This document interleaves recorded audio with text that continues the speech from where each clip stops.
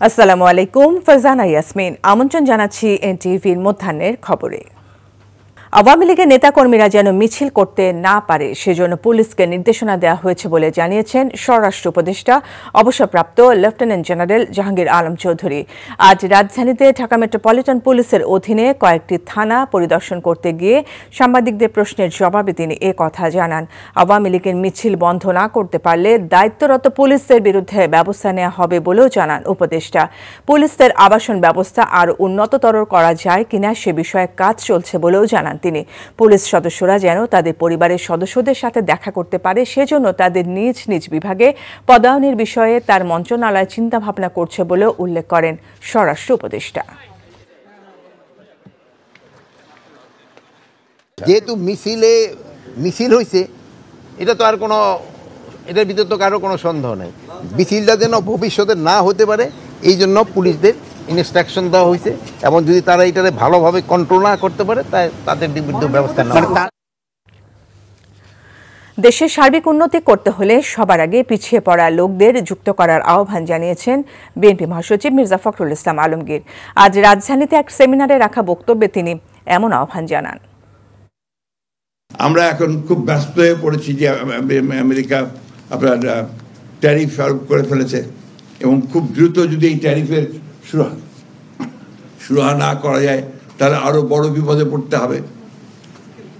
এটা তো সত্য কথা, কিন্তু এমন মনে হয় যে আমরা এই শ্রেণীর মানুষগুলোকে যদি সামনের দিকে এগিয়ে আনতে পারি, তাদেরকে কাজ দিতে পারি, তাদেরকে আপনার বিভিন্ন প্রযুক্তি দিতে পারি, তাহলে এই সমস্যাগুলো আমরা অতি দ্রুত কাটিয়ে উঠতে পারবো।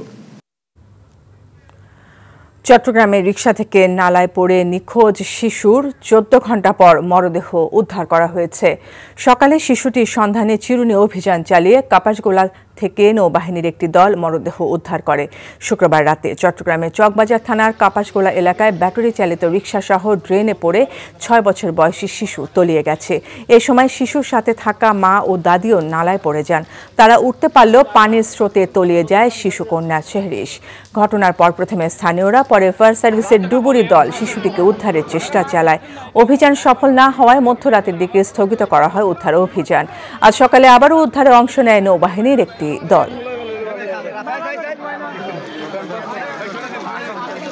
একটা হাত উপরে, দুইটা পা উপরে, একটা পা মাটির ভিতরে পুতুল ভাবে। আমি আবার মনে মনে ভাবতেছি যে না, এটা পুতুল মতো না, মানুষের বাচ্চার মতো। আমি নিচে নিয়ে নামলাম, তারপর ওনারা নেমে ওনারা নিজেরা উঠে নিয়ে আসছে। আমি ভয় ধরে নেই। তারপরে লোকজনকে দিয়ে এখানে নামছিল। আমার পর দেখছি যে বাচ্চারা যারা খায় না এগুলা বুঝছি, উপরে তুলে দিয়েছি, আমি তুলে নিয়ে পড়েছি। ঘটনাস্থলে আছেন আমাদের সিনিয়র করেসপন্ডেন্ট আরিচ আহমেদ, কথা বলছি তার সাথে। আরিচ, শিশুর মরদেহ তো উদ্ধার করা হয়েছে, এখন মরদেহ কোথায় রাখা হয়েছে?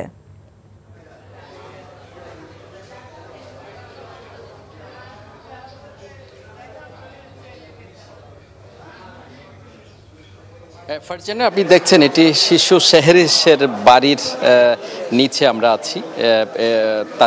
তার প্রায় 14 ঘন্টা পর শিশু শেহরিশের নিতর দেহটি স্থানীয় লোকজন উদ্ধার করেছে, এবং তাদের প্রশাসনের উপস্থিতিতে তাদের মা বাবার হাতে নিতর দেহটি দেওয়া হয়েছে। এরপর থেকে এদের পুরো পরিবারে একটা হৃদয় বিদারক দৃশ্যের অবতারণা হয়। এখানে আত্মীয় স্বজনরা আসছেন। শিশুটিকে স্থানীয় লোকজন যে চাকতাই খাল থেকে উদ্ধার করেছে, স্থানীয় লোকজন তারা প্রথমে মনে করেছিল একটি পুতুলের হাত দেখা যাচ্ছে, এবং পুতুলটি উদ্ধার করতে গিয়ে সেখানে স্থানীয় লোকজন দেখতে পায় এটি যে 14 ঘন্টা আগে নিখোঁজ হওয়া সেই শিশুর লাশ, এবং পরে স্থানীয় লোকজন এই শিশুটিকে উদ্ধার করে নিয়ে আসে, এবং তাদের নিশ্চিত হয় যে তাদের এলাকারই সন্তান এটি। যেই স্থানে শিশুটি নিখোঁজ হয়েছিল সেটি চকবাজারের কাপাসগোলা এলাকা, এবং এর প্রায় 5 কিলোমিটার দূরে যেখানে শিশু শেহরিশের বাড়ি, তার কাছাকাছি আসলে লাশটি পাওয়া গেছে, এবং এটি একটি অলৌকিক হিসাবে বলা হচ্ছে এখানে। তবে সিটি কর্পোরেশন, ফায়ার সার্ভিস এবং নৌবাহিনীর সদস্যরা প্রায় 12 ঘন্টা ধরে তারা উদ্ধার অভিযান চালিয়েছে, এবং কিন্তু শিশুটি যে খুব তাদের বাড়ির কাছে এসে আসলে সেখানে তার হাতটি দেখা যায়। তবে আর কয়েক গজ দূরে গেলে কিন্তু কর্ণফুলী নদীতেই আসলে হারিয়ে যেত সেই শিশুটি। তবে এরপর থেকে এখন এখানে আত্মীয় স্বজনরা আসছেন, তাদের প্রায় এলাকাবাসীরা এখানে পুরো এলাকাটি আসলে শোকে আচ্ছন্ন হয়ে আছে। বাদে জোহর এখানে দাপনের কথা রয়েছে। ফারজানা এই ছিল এখানকার সর্বশেষ। আমরা জানছিলাম শিশুটির মরদেহ উদ্ধারের খবর।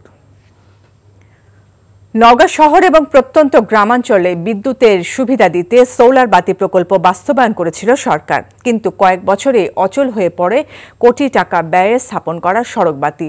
চুরি হয়ে যাচ্ছে খাম্বা, বাতি ও ব্যাটারি, ফলে রাতের বেলায় চলাচলে চরম বিপাকে পড়ছেন পথচারীরা। নওগাঁ থেকে আসাদুর রহমান জয়ের রিপোর্ট।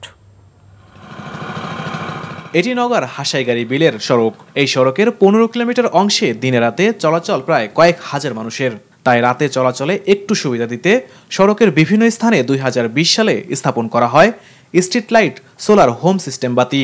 তবে সময়ের সাথে সাথে এসবের অধিকাংশ নষ্ট হয়েছে। বিভিন্ন স্থানে চুরি হয়েছে বৈদ্যুতিক খাম্বা, বাতি ও ব্যাটারি, ফলে রাতের আধারে ঝুঁকি নিয়ে পথ চলতে হচ্ছে আশেপাশের বাসিন্দাদের। শুধু সদর উপজেলার হাসাইগাড়ি বিলের সড়কই নয়, জেলার 11টি উপজেলার বিভিন্ন গ্রামের একই অবস্থা। দীর্ঘদিনে সোলার বাতি সংস্কার না করায় নষ্ট হয়ে পড়েছে। এখন লাগায় সেই 1 মাস 2 মাস না যেতে তেমন আস্তে আস্তে ফিট হয়ে গেছে। তালতলি বিলের রাস্তার বাল্ব নষ্ট হয়ে গেছে, তারপর সলগিসি রাস্তার বাল্ব নষ্ট হয়ে গেছে। অন্ধকারের ভিতর যাওয়া লাগে, আবার অন্ধকারের ভিতরে আসা লাগে। এর মধ্যে রাতের 9টা 10টা বাজলে রাস্তাঘাটে মানুষজন থাকে, টাকা পয়সা ক্যারে লাগে। এখন সমস্যা যাতে আসতে একটু আলো থাকলে আমরা যাতে আসতে ভালো হয়। এদিকে প্রকল্প বাস্তবায়নকারী প্রতিষ্ঠানের কর্মকর্তারা বলছেন, প্রকল্প ডিজাইনে সংস্কার বা মেরামতের কোনো খরচ ধরা হয়নি। যদি মন্ত্রণালয় আমাদেরকে রিপেয়ারিং এর কোনো বরাদ্দ দেয়, আমরা আশা করছি জনপ্রতিনিধিদের মাধ্যমে বা আমাদের মাধ্যমে আমরা এই সোলারগুলিকে সচল রাখার ব্যবস্থা করতে পারবো। জেলা দুর্যোগ ব্যবস্থাপনা ও ত্রাণ অধিদপ্তরের তথ্য মতে গ্রামীণ অবকাঠামো সংস্কার ও রক্ষণাবেক্ষণ কর্মসূচির আওতায় জেলায় 22,450টি street light solar home system বাতি স্থাপন করা হয়। NTV news desk. এই ছিল মধ্যাহ্নের খবরে। এই খবরের ভিডিও সহ আপডেট জানতে ভিজিট করুন এনটিভি অনলাইন www.ntvbd.com। এছাড়াও এনটিভি জনপ্রিয় সব অনুষ্ঠান ও খবরের আপডেট জানতে ভিজিট করুন আমাদের ইউটিউব ও ভেরিফাইড ফেসবুক পেজ। দুপুরের খবর দেখার আমন্ত্রণ রইল। ধন্যবাদ সবাইকে।